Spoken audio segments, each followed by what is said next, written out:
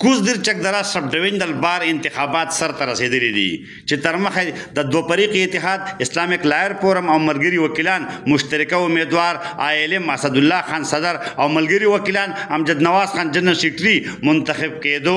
فائنانس سیکرټري مقدر شاه په الیکشن منتخب شوی دی چکدرا پریس کلب کې د جنرال سیکرټري امجد نواز خان فائنانس سیکرټري مقدر شاه جاینټ سیکرټري شفقت الله او نور وکیلانو په موجودګۍ کې نوي منتخب شوی صدر اسد الله خان وینا وه الاینس چې کومو د ملګري وکیلانو او اسلامي رایټس موومنټ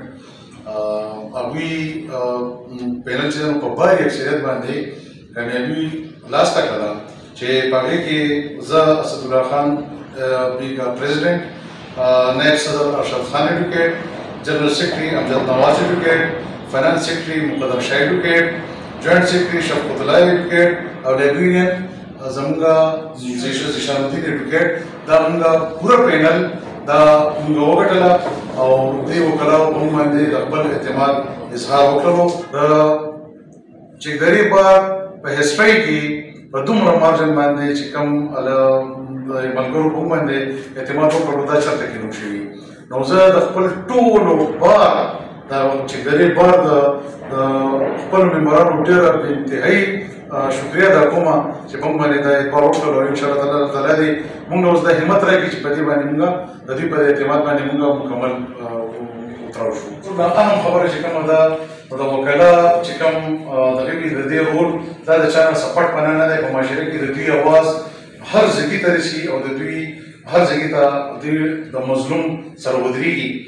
په دې سلسله کې د بار او د بینچ چې کوم تعلقات دي هغه به موږ ډېر انتهایي په احسن طریقه باندې چلاو انشاءالله تعالی هر یو په خپل حدودو کې چلیږي چې یو طرف نه هم داسې زیاتی ونه شي چې د هغې ډایرکټ امپیکټ چې دی هغه په عام خلکو باندې راشي. بل زما د خپل سب ډیویژن ټولو عوامو ته زما دا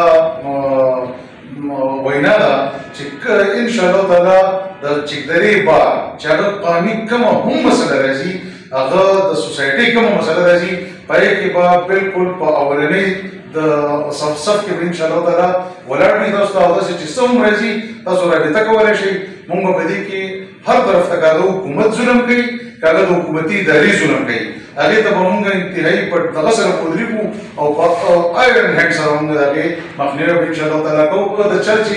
وس نه رسي هغوی ته زما د طرف نه دا کولاو زما د کمیرټر طرف نه دا کولاو اعلان دی چې مظلوم چا سره ظلم کېږي د چا سره وس نه وي هغه دې راځي او اگر به مونږ د انصاف دا فراهمي چې ده دا به مونږ فري اف کاسټ به انشاءالله تعالی دوی ته میلاویږي او هر قسم مدد به ورسره کولی شو. د ټولو نه ګټه خبره چې هغه د هر یو بار یو مسله ده هغه ده د ټاوټیزم. انشاءالله تعالی مونږ چې د ټاوټیزم کومې هم ذرایع دي په سب ډیویژن چکدره کې